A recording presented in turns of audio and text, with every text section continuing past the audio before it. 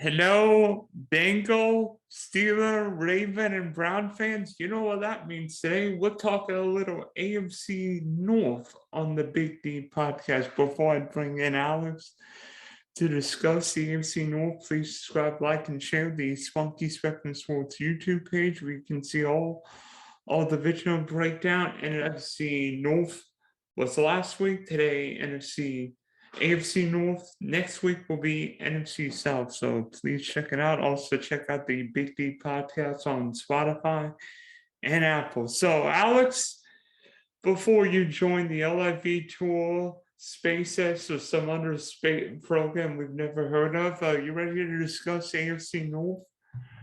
I am ready to discuss the AFC North, Dylan. It's one of the most storied, rivaled divisions in the NFL. You know, the Ravens, Steelers, Browns, and Bengals have been fighting it out for as long as we can remember, and it's been one of the most competitive divisions in the NFL for a long time. So I'm excited to break it down and talk about what the 2022 season looks like for these teams.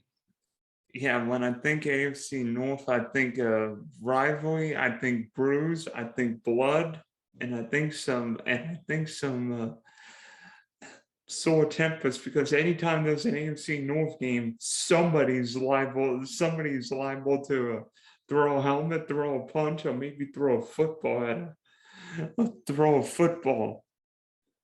Yeah, you're right about that. I mean, the history of these teams. I mean, we've got the Ray Lewis and Ed Reed days. We got the Jerome Bettis days. I mean, it's been a long time where this division is kind of standing on top of things. So I'm excited to talk about what this upcoming season has in store for these four teams.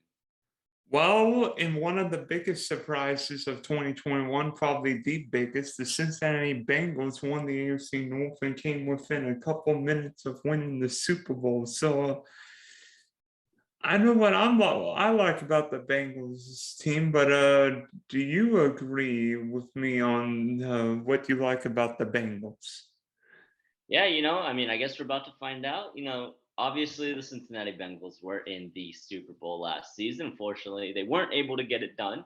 But you got to think, as a Super Bowl reigning team, they've got to be pretty well poised to be set up into the 2022 season. I will say one of my favorite things that the Cincinnati Bengals did was, specifically last season, when we were looking at the draft, it seemed to be a toss up between either going offensive line with Rashawn Slater or Penei Sewell, or going with Joe Burrow's buddy in Jamar Chase. We all know which direction they went, and we all know how well it panned out for them.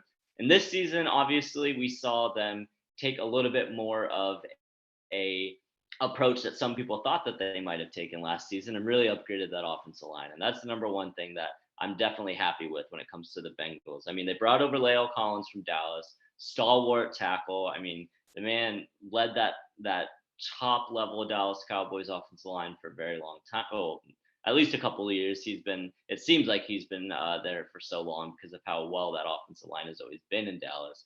But they brought him in, which is going to be a huge addition to help out Joe Burrow's blind side. They also brought in Alex Cappa from Tampa Bay. Another a really solid interior offensive lineman. We know how well the offensive line matters when it comes to Brady, because he's obviously not the most mobile guy. So any offensive lineman that's protecting Brady knows how to protect the quarterback. So I think mainly those two additions on that offensive line for the Cincinnati Bengals is what I'm really the most excited about, to see the difference between last year and this year. So definitely the offensive line, and really just keeping that team together as if it was gonna be really that hard, because Joe Burrow and Jamar Chase are still on rookie deals, but you still have T. Higgins, you still have Tyler Boyd, you still have Joe Mixon. It seems like the Bengals are set up to have a pretty similar look at what they had last year. Do you agree with my favorite parts of the Cincinnati Bengals team?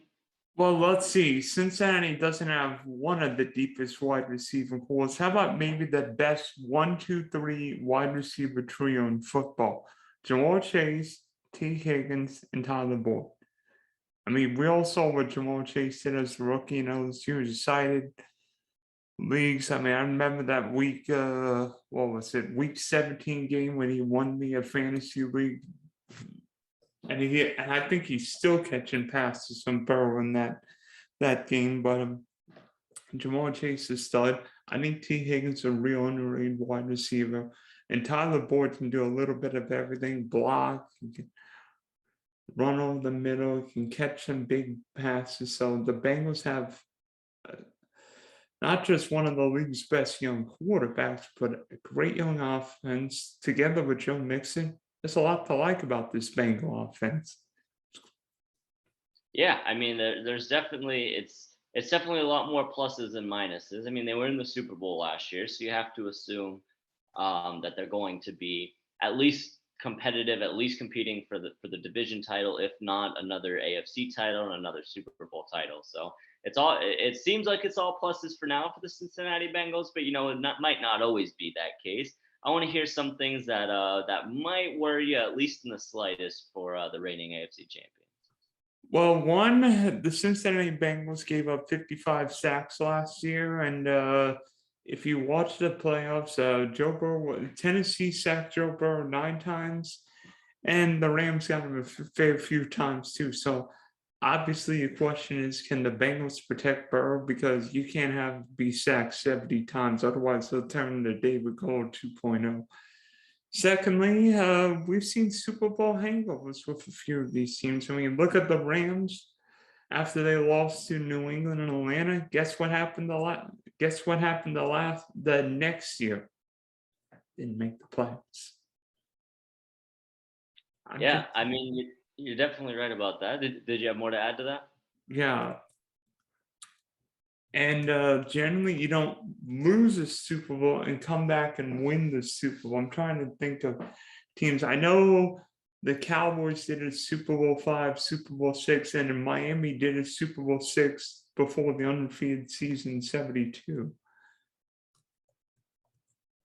But teams don't generally go from losing a Super Bowl to winning the next year. So plus, the Cincinnati Bengals haven't exactly been the most consistent franchise. You see them once in a blue moon do well in the late 80s, early 90s.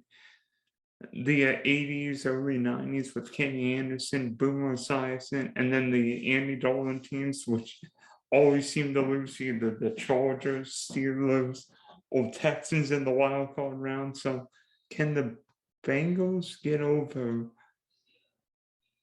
a crappy inconsistency? That is the question. I mean, it's as everyone knows. Last year they won their first playoff game for the first time in 30 years, so they've at least broken the inconsistency when it comes to winning playoff games. So hopefully, at least for Bengals fans, that changes. I think obviously you bring up the sacks. I think up the two upgrades at their offensive line should, under all logical reasoning, lower that number as long as they stay healthy. The biggest concern I have for the Bengals this season is really, you got to think. I mean, I think most of our followers know how the NFL scheduling works. When you win your division, you're going to be playing against the other division winners and across the league. So the biggest concern I have for the Bengals, honestly, for this season is the second half of their schedule. I mean, you look at them; they've got a Week 10 bye. Then they've got a road playoff game at Pittsburgh. Not a road playoff game, a road divisional game at Pittsburgh. Pittsburgh, we'll talk about them a little bit later. But then they have to travel to Tennessee and go up against Derrick Henry. Then they're home against the Kansas City Chiefs, home against the Cleveland Browns, who may or may not have Deshaun Watson at that point. We still don't know. Then they have to travel at Tampa Bay and face the Gronkless Tampa Bay Buccaneers, as we just learned yesterday. Gronk has officially announced his retirement.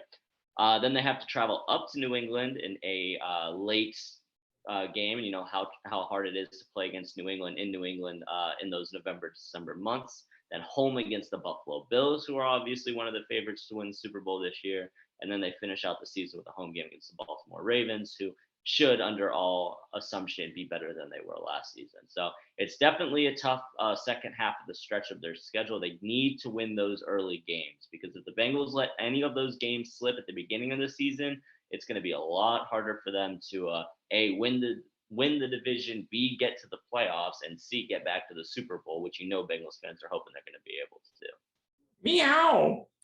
to do. But I think we should move on to team number 2 that we will be talking about in this division, the Baltimore Ravens. Wait a minute, I thought we were doing the Steelers. Oh, we were doing the Steelers next. That's right. Sorry about that, Dylan. All right. Well, we are going over to the city of Bridges, Pittsburgh, Pennsylvania. I want to hear, Dylan, what do you have to like about the Pittsburgh Steelers this season? Well, it seems like Pittsburgh's always got a dominant defense, no matter if it's the Steel Curtain era, James Harrison, Troy Polamalu today, and TJ Watt is unblockable. You cannot block. I don't know how you even chip him, because you can put 2 guys, 3 guys, the whole defense on him. He still makes plays. I mean, he almost broke the sack record last year and didn't even play all 17 games. Yeah, TJ Watt is an absolute monster. I mean, he's obviously, there's something special that runs in the bloodlines of that family, because him and his brother JJ are two of some of the biggest freaks of nature on defense I've ever seen. Yeah, you imagine both Watts, all 3 Watts on one team. Yeah. I mean, that's not a defense, or I mean, that's not a brotherhood that I would want to be going up against if I'm in the NFL. I mean, it's just 2 of, especially, I mean, TJ and JJ, no disrespect to their other brother, but I think those 2 guys alone could carry an NFL defense. And fortunately for the rest of us NFL fans, it doesn't look like, at least in the near future, we'll have to see that problem anytime soon. But as far as the Pittsburgh Steelers, obviously that defense, they've always had a good defense. They're going to continue to have a good defense. One name you didn't bring up, Minkah Fitzpatrick, who just got paid, is another absolute stud on that defense. I mean, you've got TJ Watt as on that pass rush, but man, it's got to be a scary sight for opposing quarterbacks when you got TJ Watt hunting you down, and then you've got a ball hawk like Minkah Fitzpatrick and the defensive secondary. So wait a minute.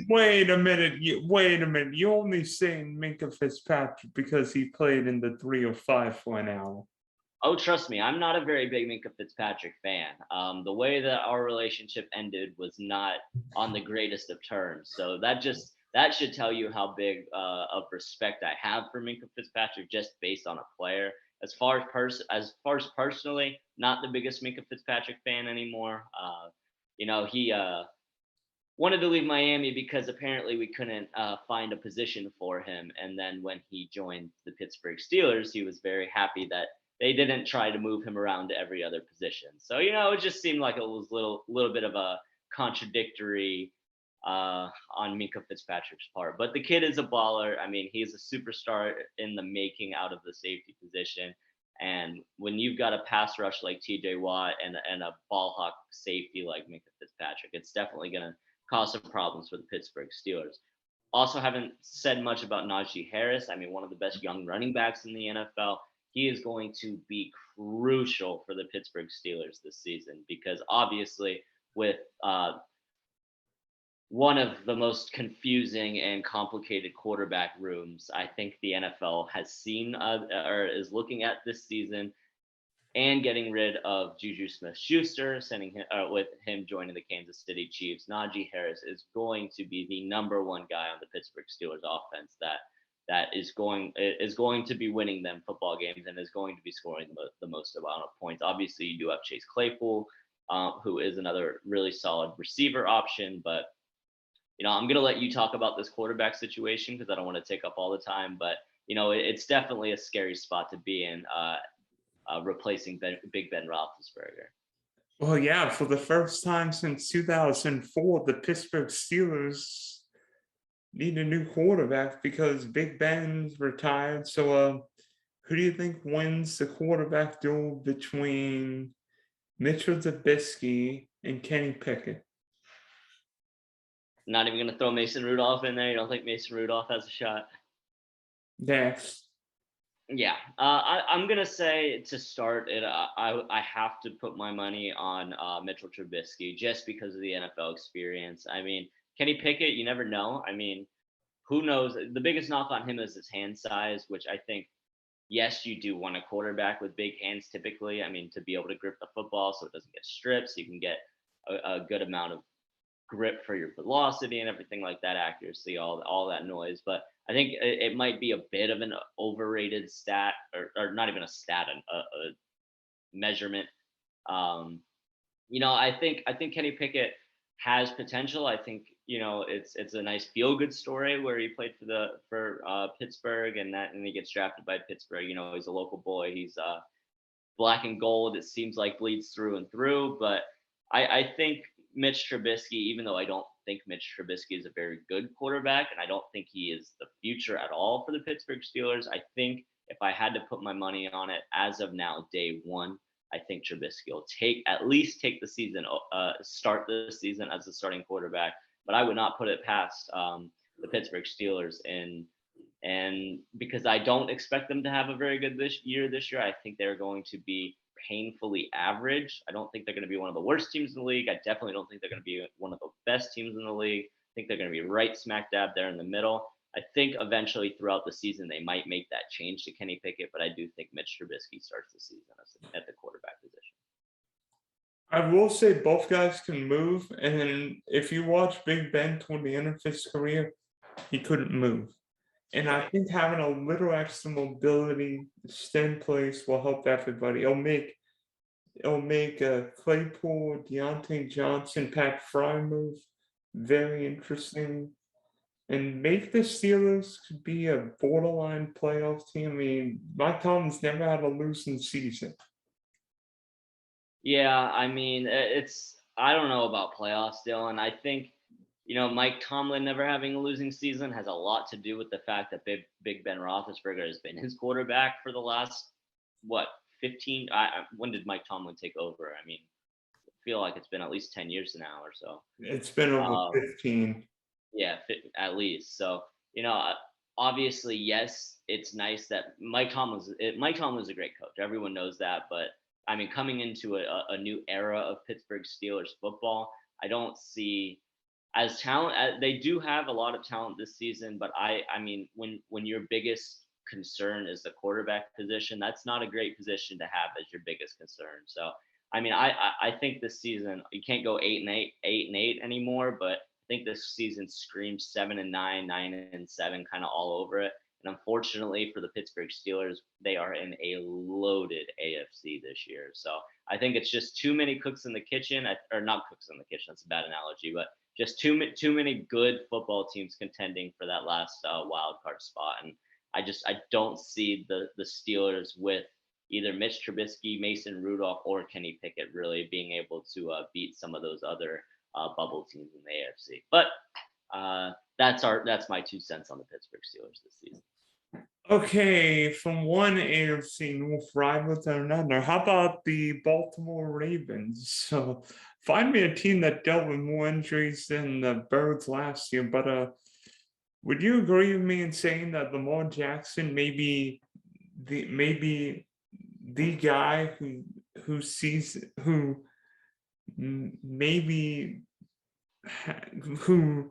has got the most say in the AFC North, because we've seen what he's capable of doing, both running and throwing. But last year dealt with injuries, dealt with COVID, and now he's on the last year of his rookie deal. So do we see the Lamar Jackson who's an MVP candidate, or was last year maybe the beginning, the end? Was last year maybe the beginning of the end of Lamar's dominance? It's a great question. Obviously, like you just said, I mean, it's a contract year, and contract years are huge for NFL players because, I mean, everything's about that guaranteed money in the NFL. These contracts can be broken at any point in time, it seems like, in the NFL. So you're really trying to get that guaranteed money. Obviously, quarterback money, there's nothing like it. So Lamar Jackson needs to have a big year this year if he wants to get one of those ridiculous quarterback offers. So, the motive is there for Lamar Jackson. I think as you said, the Baltimore Ravens dealt with tremendous injuries last season. You can't imagine it's going to be as bad this year, but you still have to have concerns where you look at the team and you think, well, if half their team is coming back from injury, are 80% of those guys, 70% of those guys, 60% of those guys going to be able to stay healthy this season and be able to fully recover and not have any setbacks or major setbacks in this upcoming season. Another problem that the Ravens had last season was drops. I don't have the numbers in front of me, but I know that they must have been near the top of the league in drop passes last season. Hollywood Brown himself must have accumulated a majority of those, which they have, as we know. I mean, it seemed like every time there was a deep ball thrown to Hollywood Brown, it was either a touchdown or bounced off his hands. I mean, it just, I remember having him in fantasy last season and thinking how many more matchups I could have won if he would have just held on to the dang ball. But, I think the Ravens got great value for Hollywood Brown. He was a young receiver. He had signs of potential, but I didn't think he was that proven. And they were able to get a first round pick for Marquise Brown. So I think that was a good business transaction for them. I think the Baltimore Ravens need some of their younger receivers to step up. I mean, they've got Tylan Wallace, they've got Rashad Bateman. Those guys really need to come to Lamar Miller. Oh my God. Really need to come to Lamar Jackson's aid this season and be able to make those catches, make those contested catches, make those deep ball throws, because you can't be one-dimensional when it comes to the Baltimore Ravens. Everyone knows that Lamar Jackson is a mobile quarterback. Everyone knows that he wants to take off and run. You're going to put a QB spy on him every play. The way to break that down is to be able to effectively have those deep pass plays to really keep the defense on their toes. But I love the Tyler Linderbaum pick for the Baltimore Ravens. I wanted Miami to come back into the late first round to draft him. I think he's going to do give major help to that offensive line for the Ravens and keeping Lamar Jackson healthy. So, I do think, I think Lamar Jackson. I think the Ravens do come back this season. I think they are, as long as they can stay healthy and be at least 50% healthier than they were last season, we should see a much better Baltimore Ravens this season. I will say this: I am worried about Baltimore. Two key pieces of Baltimore's offense. One, how are the Ravens going to replace Marquise Brown? Because it seemed like, Baltimore's offense is one where the receiver position sort of nullified with how much they run the ball. And true, does Ronnie Stanley stay healthy? Because he's not been healthy the last 2 years. And when healthy, Stanley may be the best left tackle in football. So if he's healthy and the Ravens can replace Hollywood Brown, I think Baltimore's still somewhat decent. We'll see whether or not they win the AFC North. Right. And I just got to throw J.K. Dobbins in there too, because J.K. Dobbins is a talented young running back, but he has to stay healthy as well. But time to move on from the Baltimore Ravens. Let me see. I think you're up.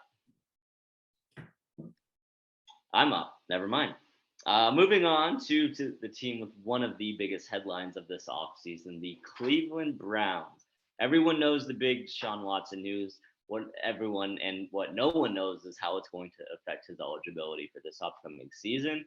What do you think of the almost the news circus that is the Cleveland Browns this season?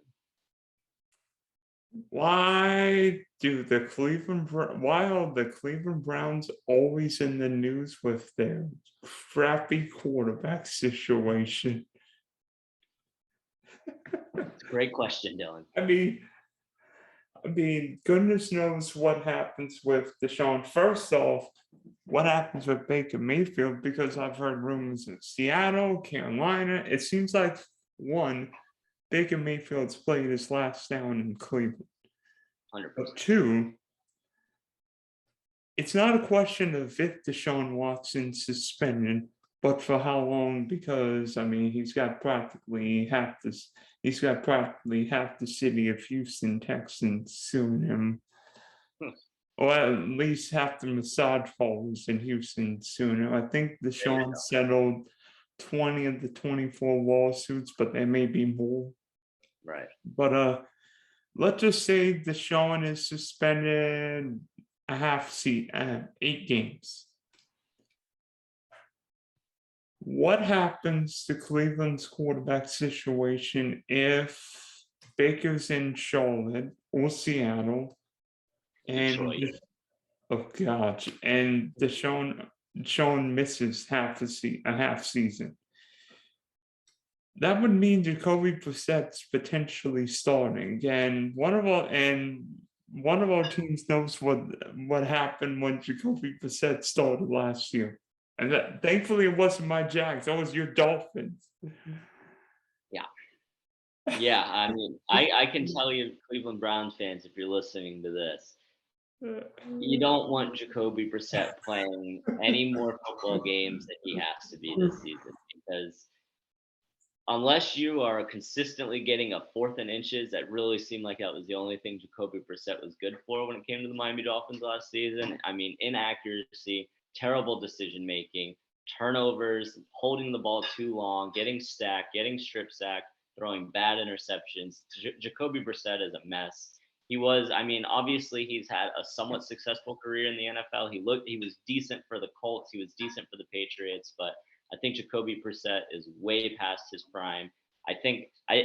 Unfortunately for Browns fans, I think the Browns think they're set at the quarterback position, because I think that I don't know if they didn't watch any Dolphins tape last year, but I don't think Jacoby Brissett is a starting caliber quarterback in the NFL anymore. I'm very thankful he's off the Miami Dolphins, and I think it draws up a lot of pain for Cleveland Browns fans this upcoming season if Jacoby Brissett has to play more than half the season, because I don't think he's got it in him anymore.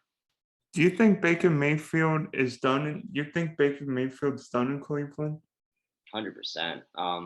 I don't think if every quarterback on the Cleveland Browns roster went down to injury or COVID, I don't think Baker Mayfield would put on a Browns jersey again. I mean, I think he feels extremely disrespected by the franchise.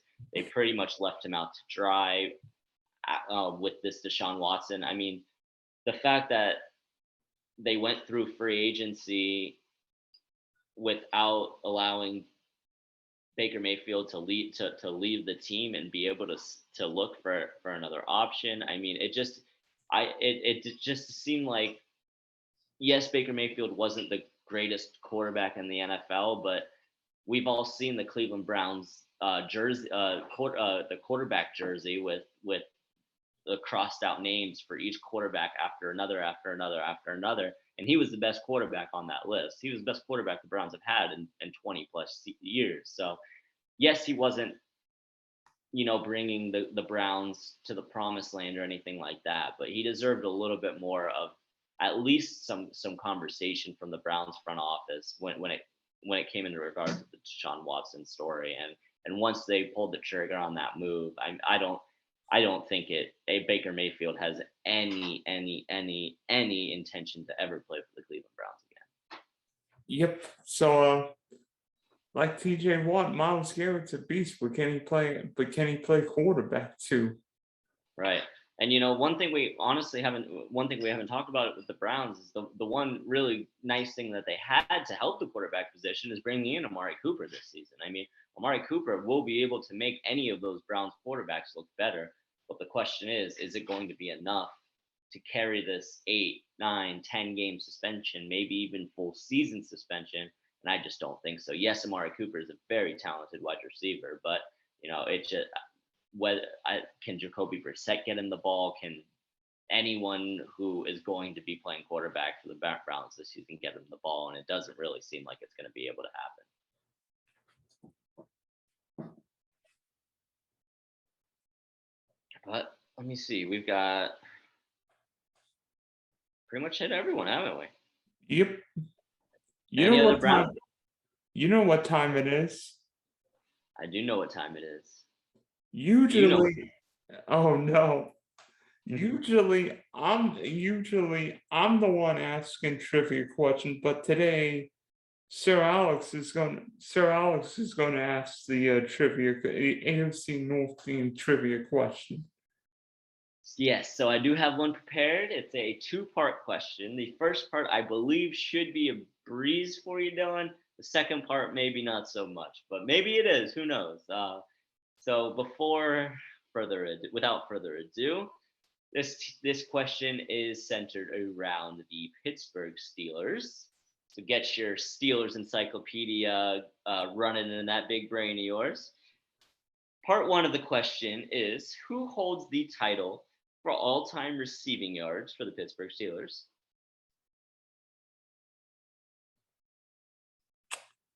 I've got a question. Okay. Did he play quarterback in college?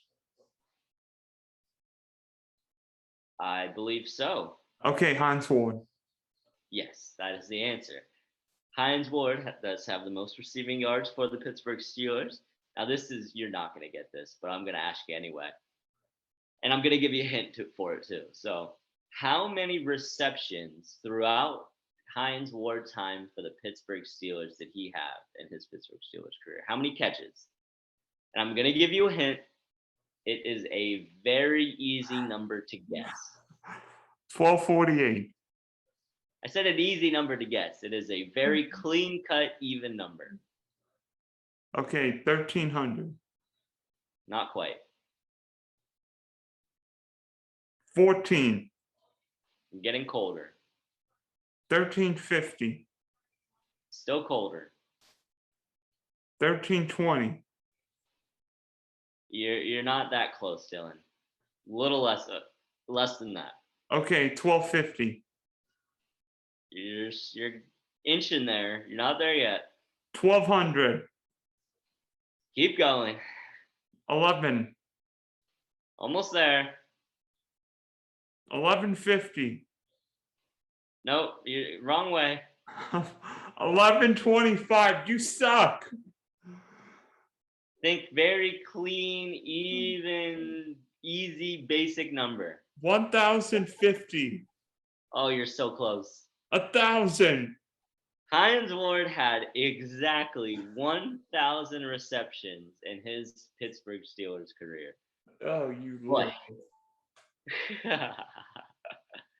And I knew part two was gonna be tricky, but I just felt when I looked that up and I saw that Hines Ward had exactly 1,000 catches for the Pittsburgh Steelers. I thought it was a cool little factoid that our fans might want to know. You never know. Now everyone has a trivia question. Hines Ward has had 1,000 career catches for the Pittsburgh Steelers. All right. Yeah, I know a bunch of Steeler fans, and they probably all remember the Hines Ward catch he made in Detroit, where Antron ran around through the best pass of the game, maybe the only pass of the game. Yeah. So, who wins the AFC North? I got to go with the Cincinnati Bengals. I think they did enough with the offensive line, both exterior and interior. They've got one of the best maybe top one, at the very, very least top three receiver cores in the NFL. Solid running game, solid defensive addition, solid defensive stalwarts himself. I think Joe Burrow just continues to get better. I think his chemistry with Jamar Chase continues to get better as it possibly could. I mean, at this point. And I don't think the Ravens or the Steelers or the Browns have done enough or have enough to really be able to keep up with the Bengals this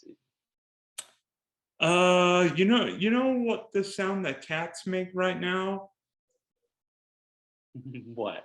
Meow. Well, guess what? Everybody was saying meow because we agree. I like the Bengals to reign supreme in the AFC North. And to be honest, I'm not sure it's close. Yeah. Who's got the best quarterback in the division? Joe Burrow. Who's got the best receiving core in the division? Cincinnati Bengals. And to be honest, whether you think Zach Taylor is a great offensive mind or not, the fact you've got Burrow with all those young weapons, it seems like Burrow's one of these guys just getting better and better. And I feel like Cincinnati may come back to the pack a little bit. I think Cincinnati did get a few scheduling breaks last year because the AFC North was so wretched. The fact that Pittsburgh and Baltimore didn't have that Big Ben was on his last legs and the Ravens just capitulated with every injury known to mankind. Yeah. Cincinnati took advantage, but still think it's the Bengals division. Yeah, no. Look, last week we had a disagreement on the division winner. This week we're on the same page. So I'm glad we were able to agree about something this episode, Dylan. And I think you're right. I think the Cincinnati Bengals. I don't know if they'll be in the Super Bowl again this year, but I definitely think they'll at least be in the playoffs as the AFC North champion. Hey, you know what? Cat Scratch Fever might be playing Cincinnati again. Yeah, you're right about Maybe, that. maybe the Bengals won't wait 31 years for a playoff win. I'm sure they would be extremely disappointed if that was the case. That would mean Joe Burrow would not win another playoff game in Cincinnati unless he's 76 years old. Well, 56 years old, excuse me. Joe Burrow's about to pull a Tom Brady. Or George Flanda. Yeah. He'll pull a Gronk. Yeah. I still think Gronk comes back at some point in this NFL season. We'll see, because we're going to talk about one of Gronk's ex teams next week. So thanks for talking AFC North, Alex. I'm surprised you little rascals not fumbling around the house by now. But thanks for hopping on, and you ready to talk NFC South next week? Yeah, thank you again for having me on, Dylan. It's always a pleasure. NFC South next week. We got a little bit of Brady talk, a little bit of Panthers, a little bit of Falcons. It's who am I missing? Saints. The Saints. That's right. A little bit of the New Orleans Saints. So I'm excited to talk about it next week. And thanks again. Fins up.